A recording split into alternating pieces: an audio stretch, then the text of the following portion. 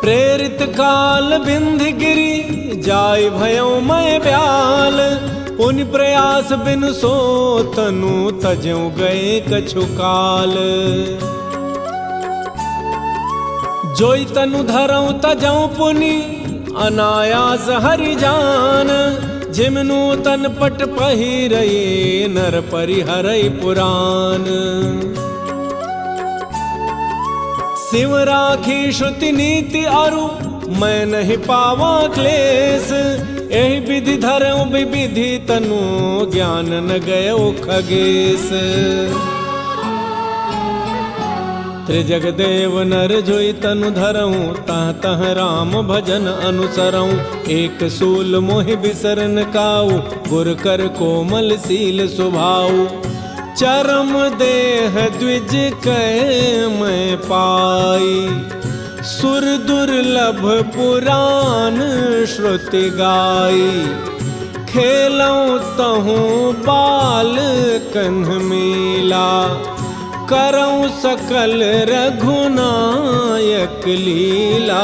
प्रौढ़ भय मोहि पिता पढ़ावा समझऊं सुनऊं गुनऊं नहीं भावा। मन ते सकल वासना भागी केवल राम चरण लय लागे। कहु खगेश अस कवन अभागी खरी सेव सुरधेनु हि त्यागी। प्रेम मगन मोहि कछुन सोहाई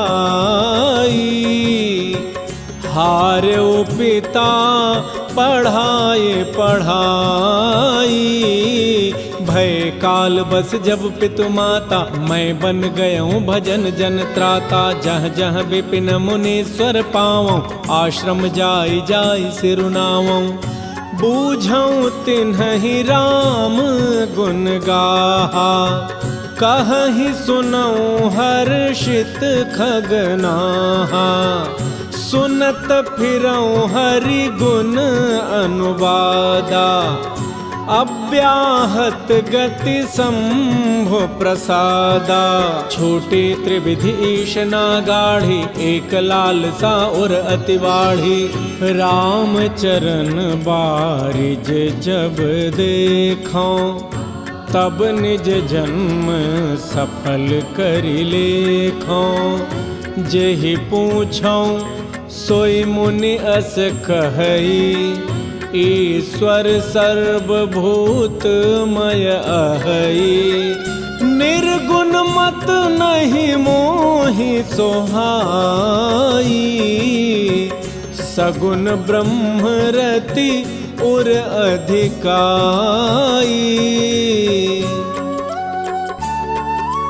गुर के बचन सुरति करी राम चरण मनु लाग।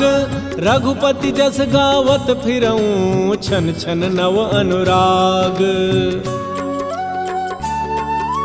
मेरु शिखर बट छाया मुनि लोमस आसीन। देखि चरण सिरुनायूं बचन कहूं अति दीन। सुनि मम बचन विनीत मृदु मुनि कृपाल खगराज। मोहि सादर पूछत भय द्विज आयऊ कहि काज। तब मैं कहा कृपा निधि तुम सर्वज्ञ सुजान। सगुन ब्रह्म अवराधन मोहि कहो भगवान। अब काल की प्रेरणा से मैं विंध्याचल पर गया और वहाँ जाके ब्याल सांप हो गया और बिना प्रयास के ही वो शरीर छोड़ करके थोड़े समय के बाद उस शरीर को छोड़ दिया। इसके बाद जो शरीर धारण करूं फिर उसको हे गरुड़ जी अनायास ही छोड़ दूं। जैसे नया कपड़ा पहन के मनुष्य पुराना कपड़ा छोड़ देता है। शिव जी ने श्रुति की जो नीति है उसकी रक्षा की। मैंने गुरु के अपमान ब्राह्मण के अपमान उसके प्रति जो कृतज्ञता है उसके प्रति जो दोषारोपण उसका फल दिया साथ दिया और हमारे गुरु जी की प्रार्थना करने पर साफ अनुग्रह कर दिया, साफ को भी सच्चा रखा और अनुग्रह भी कर दिया, मुझे क्लेश नहीं हुआ।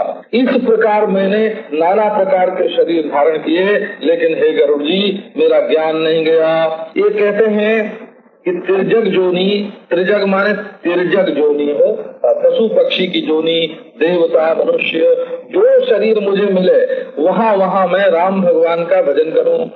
बस एक बात का जो शूल मेरे दिल में गड़ा था कि हमारे गुरु ने हमसे इतना प्रेम किया और मैंने उनसे इतना द्रोह किया, वो पछतावा जो मन में था वो किसी जन्म में मिटता नहीं था। बस गुरु का जो अपना कोमलशील स्वभाव था वो मुझे बारंबार स्मरण आता था, गुरु का कोमलशील स्वभाव। अंतिम देह मुझे ब्राह्मण की मिली और कहते हैं श्रुति और पुराण में ये बात कही गई है कि ब्राह्मण का शरीर होना सुर दुर्लभ है, देवताओं के लिए भी दुर्लभ है। वो कहते हैं दुर्लभम त्रयमेवैतात देवानुग्रह हेतुकम मनुष्यत्वम मुमुक्षुत्वम महापुरुष संश्रया। ये शंकराचार्य भगवान ने कहा। तो कहते हैं कि अंतिम शरीर सुर दुर्लभ शरीर मिला और वहाँ मैं जब बच्चा था तो बालकों में मिल करके रघुनाथ की लीला करता था, रघुनाथ की लीला का स्मरण करता था। जब मैं थोड़ा बड़ा हुआ तो पिताजी हमको मुझे पढ़ाने लगे, उसको मैं समझता भी था, सुनता भी था और गुनता भी था पढ़ाई हुई बात को, लेकिन वो मुझे अच्छी नहीं लगती थी। मन से सारी वासना भाग गई और केवल राम जी के चरणों में लौ लग गई। कहते हैं कि हे गरुड़ जी, ऐसा कौन अभागी होगा जो कामधेनु का परित्याग करके और गदहिया का सेवन करेगा। तो मैं तो प्रेम में मगन हो गया, कुछ सुहाता नहीं था। पिताजी पढ़ा के हार गया, लेकिन मेरा ध्यान भगवान को छोड़ करके दूसरी तरफ नहीं गया। फिर भी देखो सारा ज्ञान इनको है, पूर्व जन्म का भी ज्ञान है और अप्रतिहत गति है, जहाँ चाहे वहाँ जा भी सकते हैं। लेकिन फिर भी माता पिता के प्रति जो कर्तव्य था उसका पालन किया। जब माता पिता मर गए तब बोले कि जनत्राता भगवान का भजन करने के लिए मैं वन में गया।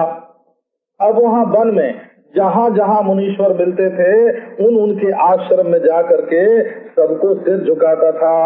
ये पहले योग्यता देख के परीक्षा करके फिर नहीं सिर झुकाया जाता हो, महात्मा के पास जाते हैं तो इसमें भगवान बैठे हैं ऐसा समझ करके प्रणाम किया जाता है। अब सामने वाले में भगवान है कि नहीं वो तो वो जाने, है ना। उसके हृदय में भगवान का ध्यान है कि नहीं इसकी जिम्मेवारी अपने ऊपर नहीं है, लेकिन सामने वाले में भगवान को देख करके यदि हम सिर झुकावेंगे तो हमको भगवान का ध्यान आवेगा और हमारा भगवान का प्रणाम बनेगा। अपने हृदय की शुद्धि के लिए प्रणाम किया जाता है, ये नहीं जांच की जाती कि इसके हृदय में भगवान बैठे हैं कि नहीं। उनसे जा करके मैं श्री राम गुण गाथा पूछता था और वो कहा ही सुनाओ हरखित खगनाहा वे लोग वर्णन करते थे और मैं गरुड़ जी बड़ा प्रसन्न हो करके हर्षित हो करके सुनता था। तो यहाँ वहाँ हरि गुणानुवाद बस सुनता फिरता था। मेरी गति अव्याहत थी भगवान शंकर की कृपा से। वो गुरु जी की प्रार्थना से शंकर जी ने मुझे जो आशीर्वाद दिया, जो प्रसाद किया, वो मेरे साथ था। तो 3 प्रकार की जो गाढ़ी ईषणा है, पुत्रैषणा, वित्तैषणा और लोकैषणा।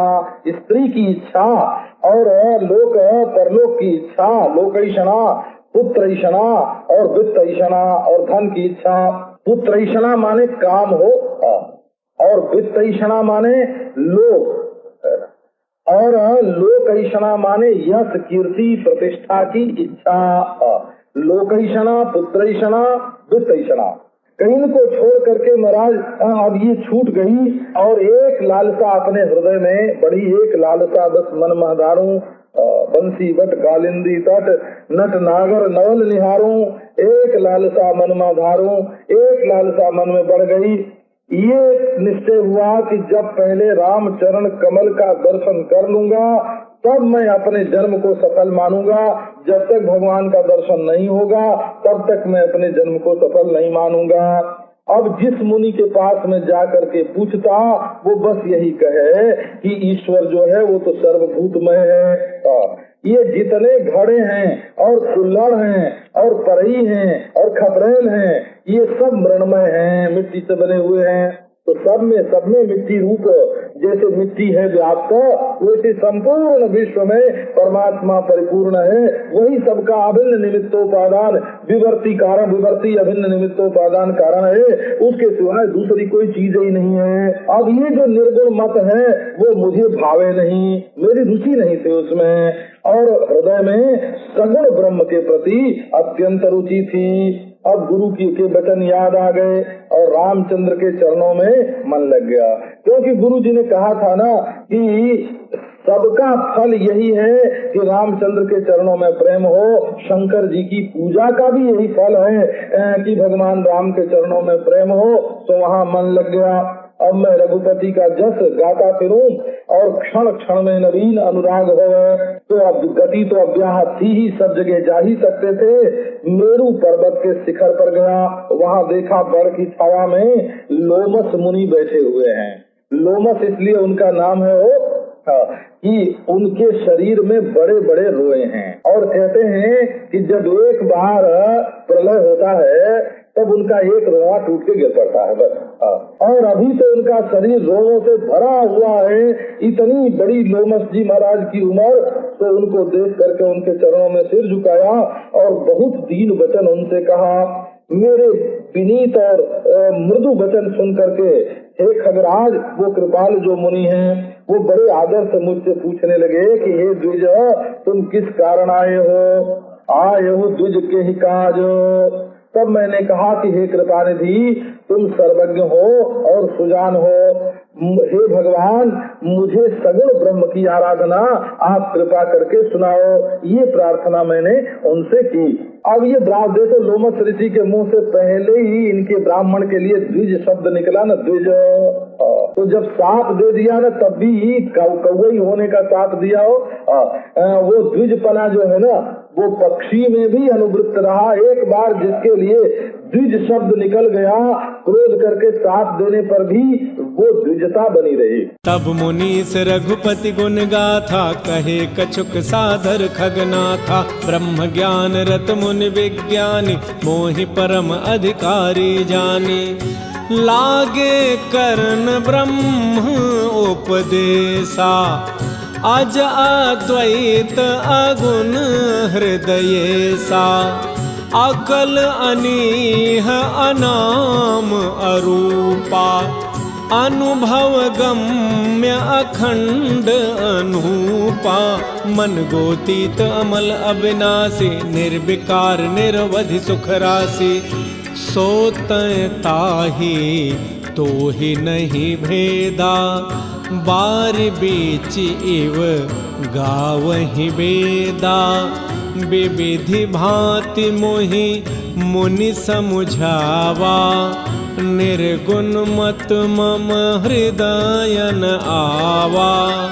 पुण्य मैं कहूँ नाई पद सीसा, सगुण उपासन कहु मुनीसा। राम भगत जल मम मन मीना, किम बिल गाय मुनीस प्रवीणा। सोई उपदेश कहु करिदाया, निज नयन देखऊँ रघुराया। भारी लोचन बिलो की अवधेसा, तब सुनिहऊँ निर्गुण उपदेशा। मुनि पुनि कहि हरि कथा अनुपा, खंड सगुण मत अगुण निरूपा। तब मैं निर्गुण मत कर दूरी, सगुण निरूपऊ करि हठ भूरी। उत्तर प्रत्युत्तर मैं कीन्हा, मुनि तन भय क्रोध के चीन्हा। सुनु प्रभु बहुत अवज्ञा किए, उपज क्रोध ज्ञान के हिये। अति संघर्षण जो कर कोई, अनल प्रगट चंदन ते होई। बारंबार सकोप मुनि करे निरूपण ज्ञान, मैं अपने मन बैठ तब करऊं विविधि अनुमान।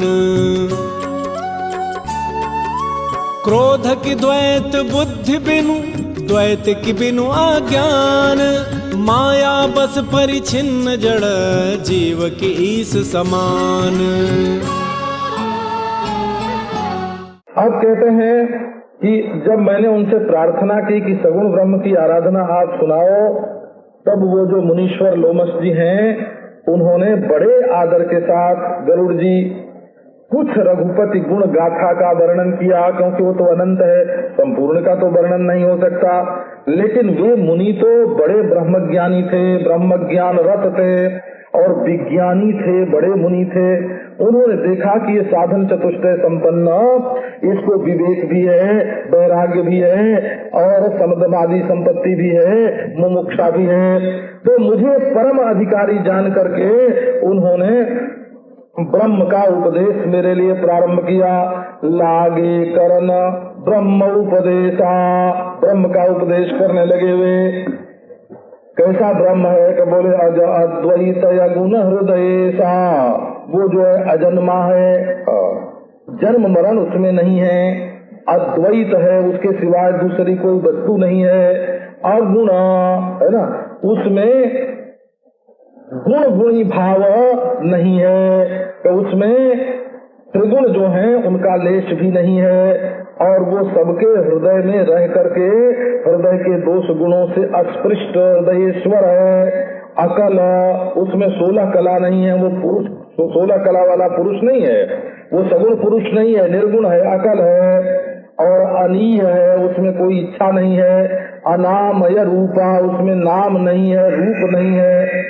अनुभव गम्य अखंड अनूपा, वो अनुभव गम्य है, माने वो इंद्रियों के द्वारा अनुभव में नहीं आता है, अनुभव स्वरूप है और अखंड है, उसमें सजातीय विजातीय स्वगत भेद नहीं है और अनुपम है, उसके समान दूसरा कोई नहीं है। मन और इंद्रियों से अतीत है, परे है, माया के मल से रहित है, अविनाशी माने काल के मल से रहित है, और निर्विकार माने कार्य के मल से रहित है, और निरवधि माने देश के मल से, सीमा के मल से रहित है, और वो सच्चिदानंद घन सुख राशि है, ऐसा है वो ब्रह्म।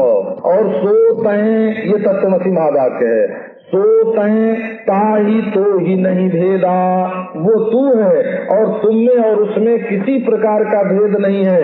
वेद जो है वो कहते हैं बारी बीची व जैसे जल तरंग, ये दोनों अलग अलग नहीं होते, एक ही होते, जल तरंग है हम एक। तो वेद वर्णन करते हैं तब जथा सलिले सलिल मासिकतम शुद्धम भवति भारत। तो बोले भाई जैसे एक पानी में दूसरा पानी डाल दें, सलिले सलिल मासिकतम, पानी में पड़ा पानी तो क्या है, बोले एक ही है। तो इसी प्रकार ये जल तरंग के समान बिल्कुल एक हैं। इस तरह 17 लक्षण जो है 17 युक्तियों के द्वारा, ये सब 17 युक्ति हैं, इनके द्वारा माने अज अद्वैत गुण हृदय सा अकल यनी है नाम रूपा अनुभव गम्य खंड अनुपा मन गोतीत अमल विनाशी निर्विकार निरवधि सुख राशि सो तहता तो ही नहीं भेदा।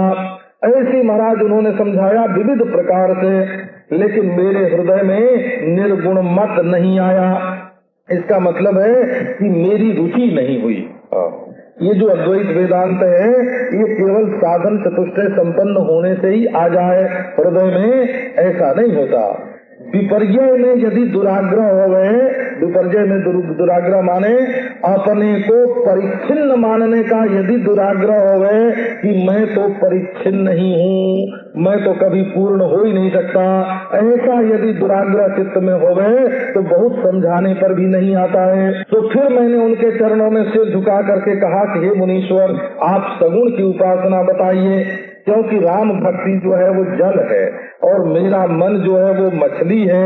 हे प्रवीण मुनीश्वर, हमारा मन जल से, जैसे मछली जल से अलग नहीं रह सकती वैसा हमारा मन राम भक्ति से अलग नहीं हो सकता। तो मुझे तो वही उपदेश दया करके करो जिससे मैं अपनी आँखों से, इंद्रियों से रघुराई रामचंद्र का अनुभव करूं। बलिलोचन बिलोकी अवधेशा तब सुनिहूं निर्गुण उपदेशा।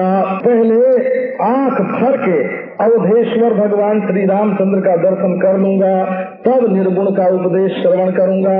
मन इष्ट साक्षात्कार पर्यंत पहले उपासना हो जाए। लोमश ऋषि का कहना है कि शंकर जी का जब वरदान तुम्हें प्राप्त हो गया और सदगुरु की कृपा प्राप्त हो गई तो इष्ट साक्षात्कार पर्यंत उपासना तो तुम्हारी हो गई है ना।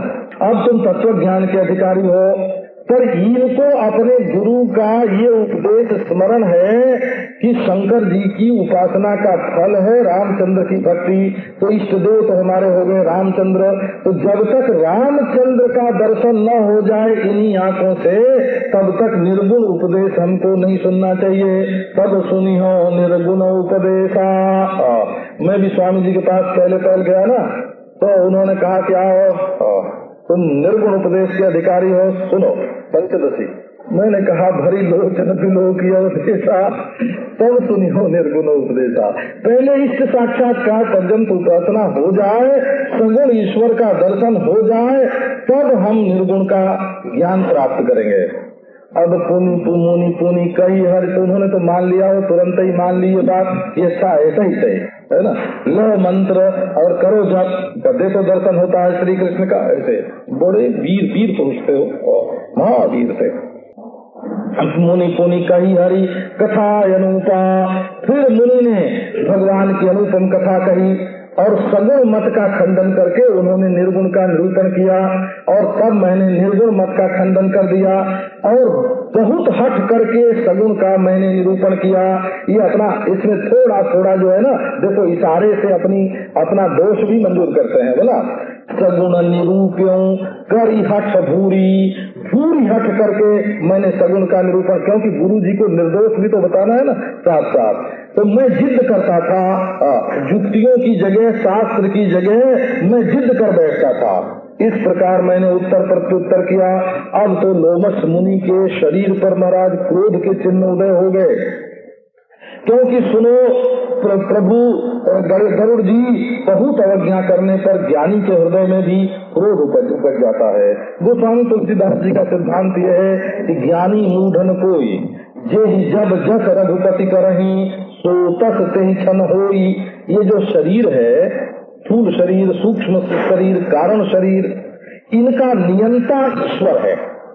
चाहे ये तीनों प्रकार, दोनों या तीनों, ज्ञानी के दो ही शरीर होते हैं, तीन नहीं होते। ज्ञानी के कारण शरीर नहीं होता है, वो तो अविद्या है और ज्ञान होते ही भस्म हो गया। लेकिन स्थूल शरीर और सूक्ष्म शरीर, दो शरीर ज्ञानी में रहते हैं। तो अज्ञानी के शरीर में तीन शरीर होते हैं और स्थूल शरीर छूट जाने पर इसीलिए सूक्ष्म शरीर बना रहता है, कारण शरीर होने के कारण, और पुनर्जन्म मिलता है। और ज्ञानी के शरीर में कारण शरीर अविद्या न होने के कारण सूक्ष्म शरीर भी स्थूल शरीर के साथ ही उसका नष्ट हो जाता है।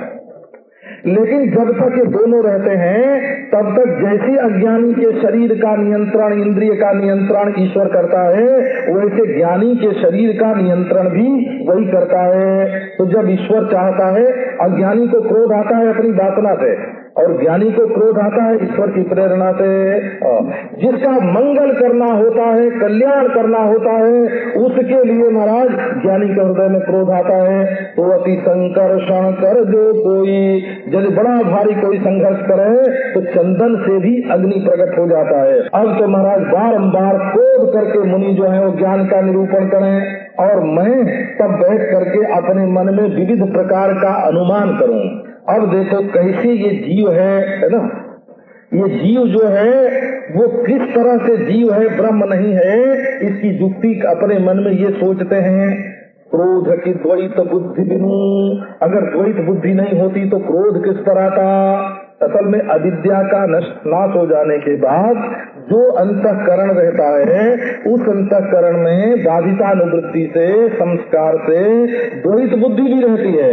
ये माता है, ये पिता है, ये स्त्री है, ये पुरुष है, ये पशु है, ये पक्षी है, ये उचित है, ये अनुचित है। वो तो संस्कारानुवर्तिनी बुद्धि तो अभेद ज्ञान होने के बाद भी रहती है। अभेद ज्ञान ने तो अविद्या को निवृत्त कर दिया, तो ये सोचते हैं कि क्रोध की द्वैत बुद्धि बिनु, द्वैत बुद्धि न होती तो क्रोध कहाँ से आता, है ना। द्वैत की बिनु अज्ञान, और द्वैत जब आया तो बिना अज्ञान के द्वैत कहाँ से आया।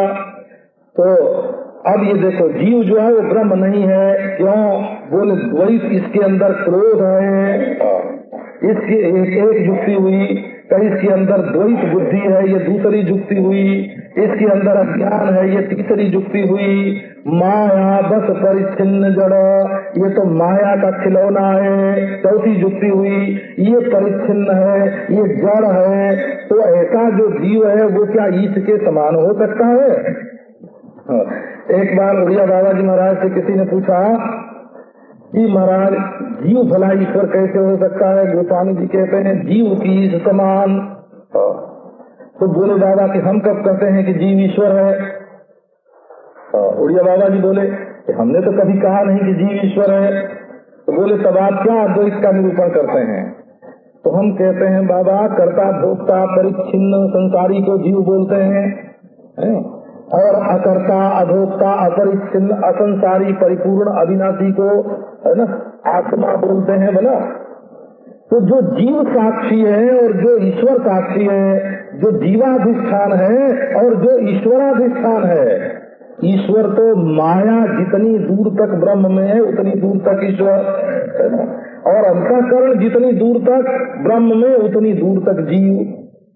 जब अंतःकरण और माया की उपाधि लगी है तब तो जीव ईश्वर, और जो शुद्ध आत्मा है साक्षी साक्षी में अभेद है, अधिष्ठान अभी अधिष्ठान में अभेद है, जीव ईश्वर में अभेद नहीं है। ये तो उपाधि को लेकर के दोनों शब्द बोले जाते हैं। तो जीव की ईश समान, जीव क्या ईश्वर के समान हो सकता है। अरे बाबा अभिन्न तो हो सकता है पर समान नहीं हो सकता। समान होना भी दूसरी बात है। कबहु की दुख सब कर हित ताके, तही की दरिद्र परस मन जाके, परद्रोही की हो ही निशंका, कामी पुण्य की रहि अकलंका, वंश की रह द्विज अनहित कीन्हे, कर्म की हो ही स्वरूप ही चीन्हे, काहू सुमति की खल संग जामी, शुभ गति पाव की पर त्रियगामी, भव की परहि परमात्मा बिंदक, सुखी की हो ही कबहु हरि निंदक, राजो की रहै नीति बिनु जाने, अघ की रहहि हरि चरित बखाने, पावन जस की पुण्य बिनु होई, बिनु अघ अजस की पावै कोई, लाभ की किछु हरि भगति समाना, जहि गावहि श्रुति संत पुराना, हानिक जग एहि सम किछु भाई, भजियन राम ही नर तनु पाई, अघ की पिसुनता सम कछुआना, धर्म की दया सरिस हरि जाना, एहि विधि अमिति जुगुति मन गुनऊं, मुनि उपदेश न सादर सुनऊं, पुनि पुनि सगुन पक्ष में रूपा, तब मुनि बोले बचन सकोपा, मूढ़ परम सिख देउ न मानस, उत्तर प्रति उत्तर बहु आनसी, सत्य बचन विश्वासन करही, बायस इव सब ही ते डरही, सठ स्वपक्ष तव हृदय विशाला, सपदि होहि पक्षी चंडाला, लीन शाप में शीस चढ़ाई, नहीं कछु भयन दीनता आई, तुरत भयउ मैं काग तब, पुनि मुनि पद सिरुनाई, सुमिरि राम रघुवंश मनि, हर्षित चलऊं उड़ाई, माज राम चरण रत, विगत काम मद क्रोध, निज प्रभु मैं देखहि जगत, कहि सन करहि विरोध। अब ये जो आगे ये प्रसंग है, ये आत्मा को जीव सिद्ध करने के लिए इस पक्ष में भी 17 युक्तियां हैं। हो ये जैसे ब्रह्म के 17 लक्षण पहले बताए, वैसे इन दोषों और गुणों के होने पर आत्मा ब्रह्म कैसे हो सकता है, कब वो तो जीव ही है। ये काकभुसुंडी जी जैसा सोचते थे वो बताते हैं कि जिसके मन में पराये का हित है, पर हित है, पर कल्याण है, उसको क्या भला कभी दुख हो सकता है? दुख नहीं हो सकता। और जिसके घर में पारसमणि है, उसको क्या कभी दरिद्रता आ सकती है? जो परद्रोही है वो क्या कभी दूसरे का अनबल चाहने वाला क्या कभी निशंक रह सकता है? और कामी जो है वो क्या निष्कलंक रह सकता है? और द्विज का अनबल करने पर क्या वंश रह सकता है? जो ब्राह्मण का अनबल करेगा तो उसका वंश चलना मुश्किल हो जाएगा। और अपने स्वरूप का परिचय प्राप्त हो जाने पर, स्वरूप का ज्ञान होने पर क्या कर्म का जो संस्कार है वो रह सकता है? और कुसंग करने पर, जब संत संग छोड़ करके, गुरु संग छोड़ करके, शास्त्र संग छोड़ करके जब कुसंग करेंगे, छोटे ढंग के लोगों का के साथ संग करेंगे, तो क्या वहाँ से सद्बुद्धि मिलेगी? और परत ये गामी जो है उसको क्या कभी सुभगति की प्राप्ति हो सकती है? जो भव की, जो परमात्मा को प्राप्त कर ले, परमात्मा का जो बिंदक है, बिंदक माने प्राप्त करने वाला, लाभ करने वाला, वो क्या संसार में कभी पड़ सकता है? और जो हरि के निंदक हैं, ये क्या कभी सुखी हो सकते हैं? और नीच जाने बिना क्या कभी राज्य रह सकता है? और भगवान के चरित्र का बखान करने पर क्या कहीं पाप रह सकता है? और बिना पुण्य के क्या पावन जस की प्राप्ति हो सकती है? और बिना पाप के क्या किसी को अजस की प्राप्ति हो सकती है? और हरि भक्ति के समान क्या लाभ है कुछ? क्योंकि संत श्रुति, संत पुराण इस बात का गान करते हैं कि भक्ति के समान लाभ और कुछ नहीं है। इस मनुष्य शरीर को प्राप्त करके रामचंद्र का जो भजन नहीं करते हैं, इसके समान और क्या कोई हानि है संसार में? और तमोगुण के सिवाय दूसरा क्या कोई पाप है? और धर्म, ये तामस माने हिंसा ही है। और धर्म की दया सरिस हरि जाना, और दुखी के ऊपर दया करने से दूसरा क्या कोई धर्म है? हे गरुड़ जी, तो इस प्रकार मैंने अपने मन में अगणित युक्ति गिनी हो, और मुनि का उपदेश मैंने आदर के साथ नहीं सुना, और मैंने पुनः पुनः सगुण पक्ष का आरोपण किया।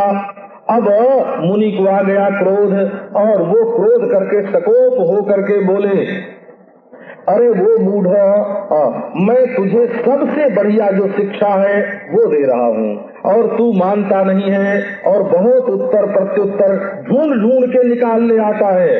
सत्य वचन पर तू विश्वास नहीं करता है, और कौवे की तरह सबसे डरता है, और तेरा हृदय जो है उसमें विशाल स्वपक्ष जो है वो आकर के बस गया है, पक्षपात। जो हम चाहते हैं वही होए, वही ठीक है। तो जा सपदि हो ही पक्षी चंडाला, पक्ष जिसके हृदय में ज्यादा है तो वो तो पक्षी होने लायक है, तो जा तू चांडाल पक्षी हो जा। तो झट मैंने उनके सांप को अपने सिर पर धारण कर लिया। देखो चेला हो तो कैसा, अब ये सिद्धांत बताया। गुरु हो तो कैसा, ये पहले शूद्र और ब्राह्मण के संबंध में शिव जी के मंदिर में जो प्रसंग हुआ था ना, वहाँ बताया गुरु का स्वभाव है ना, कितना कृपालु है गुरु का स्वभाव। अब यहाँ बताया शिष्य कैसा होना चाहिए, कि गुरु जी ने दिया सांप और तुरंत प्रकृति पूर्ण हो गई हो, वो मनुष्य से ब्राह्मण से कौवा हो गया, चढ़ा लिया, न भय आया मन में, न दीनता आई। क्योंकि एक तो उनको अपने पूर्व जन्मों की स्मृति थी, कितनी बार सांप हो चुके थे, चिड़िया हो चुके थे, कि बाबा ऐसे जन्म तो बहुत मिल चुके हैं। अप्रतिहत गति जो है सब जगह जाने की वह भी बनी हुई है, ज्ञान भी बना हुआ है, पूर्व जन्मों की स्मृति भी बनी हुई है, शंकर जी का साप और गुरु का अनुग्रह भी याद है। तो कौवा होना उनके लिए क्या बड़ी बात, करे ऐसे नहीं रहेंगे बाबा, ऐसे रहेंगे, है ना। इसलिए उनको कोई दुख नहीं हुआ, न भय हुआ, न दीनता आई। तो कहते हैं कि तुरंत मैं कौवा हो गया और मुनि के चरणों में सिर डाला और श्री रघुवंश शिरोमणि भगवान श्री रामचंद्र की जय हो, है ना, उनका स्मरण करके और वहां से बड़े हर्ष के साथ उड़ चला।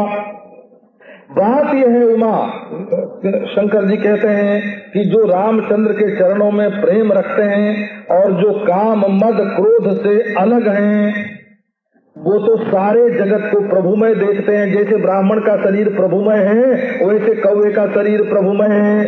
जैसे खुश गुरुदेव प्रभुमय है, वैसे नाराज गुरुदेव भी प्रभुमय है। निज प्रभुमय देखहि जगत केहि सन करहि विरोध। उनके चित्त में किसी के प्रति विरोध की भावना नहीं है। सुनु खगेश नहीं कछु ऋषि दूषण, और प्रेरक रघुवंश विभूषण। कृपा सिंधु मुनि मति करि भोरी, लीन्ही प्रेम परीक्षा मोरी। मन बच क्रम मोहि निज जन जाना, मुनि मति पुनि फेरी भगवाना। ऋषि मम महत शीलता देखी, राम चरण विश्वास विसेखी।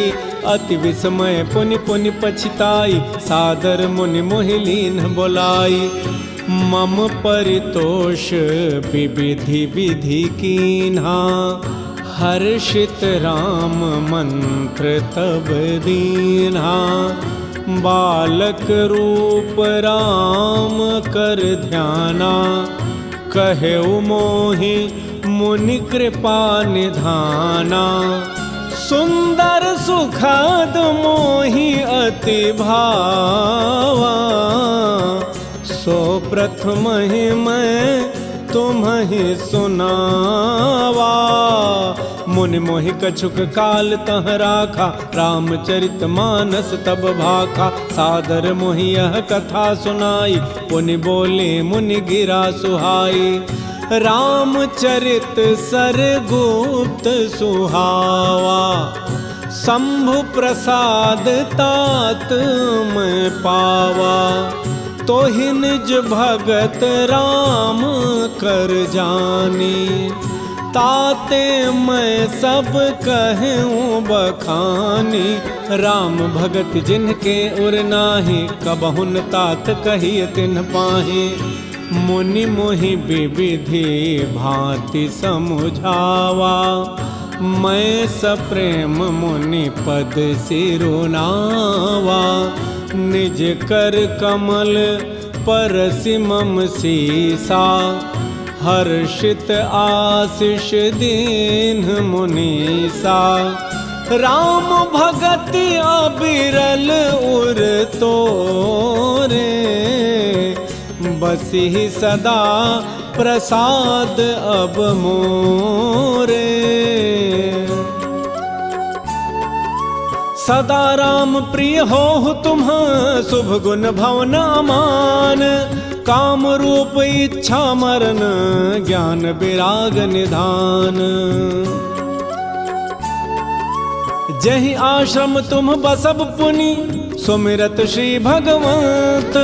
व्यापी तह न अविद्या, जो जन एक प्रजंत। अब गरुड़ जी के मन में आ जाए कि लोमस जी ने बहुत बुरा किया कि कागभुसुंडी जी को कौवा होने का शाप दिया। गरुड़ जी के मन में ये बात आ सकती है ना। तो गरुड़ जी के मन में भी उनके प्रति बुराई ना आवे, इसके लिए कागभुसुंडी जी कहते हैं कि हे गरुड़ जी, इसमें लोमस ऋषि का कोई दोष नहीं है। तो फिलिप बोले दोष किसका है? कि दोष तो उसी का है महाराज, उर प्रेरक रघुवंश विभूषण। रघुवंश विभूषण भगवान श्री रामचंद्र जो हैं वो उनके हृदय में प्रेरणा देने वाले हैं, क्योंकि वे कृपा सिंधु हैं। रामचंद्र जो हैं वो कृपा सिंधु हैं। उन्होंने मुनि की बुद्धि को भोली बना दिया और मेरी प्रेम परीक्षा ली कि देखो शाप देने के बाद भी महात्मा में इसकी राम बुद्धि रहती है कि नहीं, है ना। हमको तो सारा जगत राममय, तो भगवान ने परीक्षा ली कि मेरे साथ कितना प्रेम। जब भगवान ने देखा कि ये जो कागभुसुंडी है ये तो मन से, वचन से, कर्म से मेरा जन है, मन राम भगति जल मम मन मीना, ये कहता है कि मेरा मन मछली और राम भक्ति जल, और बासो उपदेश करहु करि दाया, निज नयननि देखऊं रघुराया। अरे वाणी से भक्त है। और जहाँ जहाँ विपिन मुनीश्वर पावो, आश्रम जाई जाई सिर नामो। भगवान रामचंद्र ने समझ लिया कि ये मेरा निज जन है। बाबा जिसको सेवा करनी है, भक्ति करनी है, वो कौवा होने पर भी सेवा करेगा, भक्ति करेगा। देखो ना, गुणगान करते हैं, अभी रामचरित्र का गान करते हैं, कितनी बड़ी सेवा करते हैं कौवा होने पर भी। तो भगवान ने फिर से लोमस मुनि की मति को फिरा दिया। अब ऋषि ने देखा कि अरे ये तो महत्शील है। महत्शील है का मतलब ये, जैसे संतों में, जीवन मुक्त पुरुषों में जैसा शील होता है वैसा शील इसमें है। लोमस से आगे बढ़ गया ये तो। क्यों? लोमस को चतुर्थ भूमिका का ज्ञानी जैसा बर्ताव करता है वैसा बर्ताव लोमस ने किया, और कागभुसुंडी ने वो बर्ताव किया जैसे पांचवी छठी भूमिका का जीवन मुक्त महापुरुष करता है। शाप देने पर भी सिद्ध से उसको स्वीकार करना। तो राम चरण विश्वास विशेषी, उन्होंने देखा कि शील बहुत बड़ा है और रामचंद्र के चरणों में विश्वास बड़ा भारी है। तब तो उनको बड़ा आश्चर्य हुआ, अरे तुम्हारी स्थिति इतनी ऊंची। वहाँ तो शंकर जी ही उनको दे चुके थे वरदान कि तुमको ज्ञान देते हैं हो, है ना। तो वो तो ज्ञान तो उनको प्राप्त ही था। तो फिर बड़े पछताए और बड़े आदर के साथ बुलाया कि अरे वो काग आ जाओ यहाँ, बुला लिया और विविध प्रकार से मुझे संतुष्ट किया।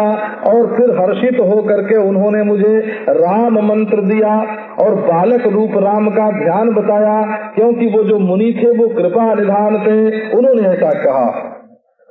और वो जो ध्यान है वो सुंदर सुखद और मुझे बहुत रुचिकर था। तो रुचि हमारी उसी में थी, ये बात मैं पहले ही तुमको सुना चुका हूँ। तो इसके बाद मुनि जी ने मुझे कुछ समय तक वहाँ रखा और रामचरित मानस ये जो है इसका उपदेश उन्होंने किया। बड़े आदर के साथ उन्होंने मुझे ये कथा सुनाई और फिर उन्होंने बड़ी सुंदर वाणी से कहा कि ये जो रामचरित मानस सरोवर है ये बड़ा सुंदर है परंतु गुप्त है। हे तात, ये शंकर जी की कृपा से मुझे मिली थी। मन शंकर जी ने लोमस को और लोमस ने कागभुसुंडी को और कागभुसुंडी ने गरुड़ को ये सुनाया। इस प्रकार शंकर जी की परंपरा यो आई है।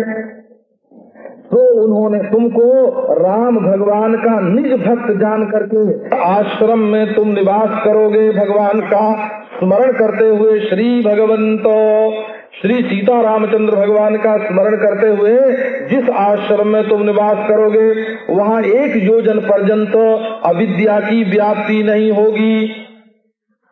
ये लोमस ऋषि ने कागभुसुंडी जी को ये वरदान दिया। अब ये उस आश्रम के पास जाने से गरुड़ का मोह क्यों निवृत्त हो गया है और गरुड़ और कागभुसुंडी को काग शरीर की प्राप्ति क्यों हुई कि ये सारी बात जो पार्वती जी ने पूछी थी वो शंकर जी ने निरूपण किया। काल कर्म गुण दोष स्वभाव कछ दुख तुम्हि न व्यापि काऊ। राम रहस्य ललित विधि नाना गुप्त प्रगट इतिहास पुराना। बिनु श्रम तुम जानब सब सो नित नव नेह राम पद हो। जो इच्छा करिहु मन माहि हरि प्रसाद कछु दुर्लभ नाहि। सुनि मुनि आशीष सुनुमति धीरा ब्रह्म गिरा भय गगन गंभीरा। एवमस्तु तव बच मुनि ज्ञानी यह मम भगत कर्म मन बाने। सुनि नभ गिरा हर्ष मोहि भयउ, प्रेम मगन सब संशय गयउ।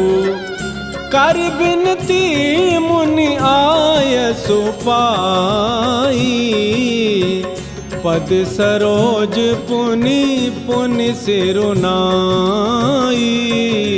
हर्ष सहित एहि आश्रम आयौ, प्रभु प्रसाद दुर्लभ बर पायौ। यहाँ बसत मोहि सुनु खग ईसा, बीते कल्प 7 अरु 20। करऊँ सदा रघुपति गुण गाना, सादर सुनहि बिहंग सुजाना।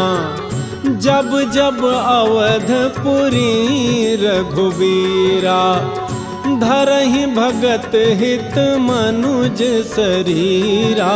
तब तब जाय रामपुर रहूं, शिशुलीला बिलोक सुख लहऊं।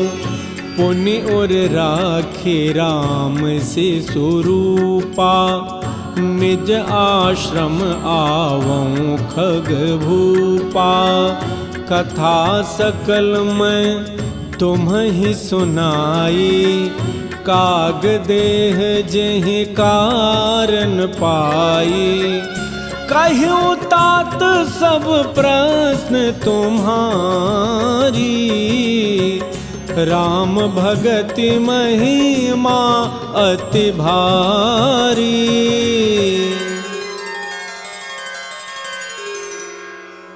ताते यह तन मोहि प्रिय, भयउ राम पद नेह। निज प्रभु दर्शन पायूं, गए सकल संदेह। भगति पच्छ हठ कर रहूं, दीन महर्षि साप। मुनि दुर्लभ बर पायूं, देखहु भजन प्रताप। दिया कि काल के जो दोष हैं, जवानी, बुढ़ापा, रोग, मृत्यु, और जो कर्म के दोष हैं, पाप पुण्य, और जो त्रिगुण के दोष हैं, जिनके कारण मनुष्य भला बुरा बनता है, ये जो काल कर्म गुण के दोष स्वभाव हैं, ये कुछ तुमको, और जो स्वभाव है तो वो तुमको कभी व्याप्त नहीं होगा। और राम के जो नाना विधि ललित रहस्य हैं, जो गुप्त हैं और प्रकट हैं इतिहास पुराणों में, उन्हें तुम बिना परिश्रम के ही जान जाओगे। और प्रतिदिन नित्य नित्य माने प्रतिक्षण तुम्हें रामचंद्र के चरणों में नवीन नेह की प्राप्ति होगी। और जो इच्छा तुम अपने मन में करोगे तो भगवान की कृपा से कुछ भी दुर्लभ नहीं है। अब मुनि का ये आशीर्वाद सुन करके हे मति धीर गरुड़, ब्रह्मवाणी भई उस समय स्वयं हमारे इष्ट देव भगवान रामचंद्र, यहाँ ब्रह्म शब्द का अर्थ रामचंद्र है हो, आकाश वाणी ये रामचंद्र की वाणी हुई। हे ज्ञानी मुनि, ये तुम्हारी जो वाणी है वो ऐसी हो, क्योंकि ये जो कागभुसुंडी है ये कर्म से, मन से, वचन से मेरा भक्त है। ये आकाशवाणी सुनकर मुझे बड़ा हर्ष हुआ और प्रेम में मग्न हो गया, सारा संशय मिट गया। और विनती करके और मुनि का आदेश प्राप्त करके और उनके चरण कमलों में पुनः पुनः सिर झुका करके हर्ष सहित इस आश्रम में आया और प्रभु के प्रसाद से दुर्लभ वर की प्राप्ति हुई। हे खगई सो सुनो, यहाँ रहते मुझे 27 कल्प बीत चुके हैं। 27 कल्प से मैं यहीं रहता हूँ और सदा रघुपति का गुणगान करता हूँ। और ये विहंग जो है सुजान विहंग, वो सादर इसको सुनते हैं। जब जब अवधपुरी में रघुवीर भक्तों के हित के लिए मनुज शरीर धारण करते हैं, तब तब मैं जा करके अवधपुरी में रहता हूँ और बच्चों के उनकी जो बाल लीला है वो देख करके सुखी होता हूँ। और फिर अपने हृदय में रामचंद्र के शिशु रूप को रख करके हे खगभूप अपने आश्रम में लौट जाता हूँ। मैंने तुम्हें सब कथा वो सुना दी जिस कारण से मुझे ये कौवे के शरीर की प्राप्ति हो गई। तो मैंने तुम्हारे सब प्रश्न का उत्तर दे दिया। राम भक्ति की महिमा बहुत बड़ी है। तो इसी कारण ये कौवे का जो शरीर है वो मुझे बहुत प्यारा है। रामचंद्र के चरणों में मुझे स्नेह हो गया और मैंने अपने प्रभु का इसी से दर्शन पाया और सारा संदेह मिट गया। मैं भक्ति के पक्ष में हट करके रहा। महर्षि ने मुझे श्राप दे दिया लेकिन मुझे मुनि दुर्लभ वर की प्राप्ति हुई। ये भजन का प्रताप देखो।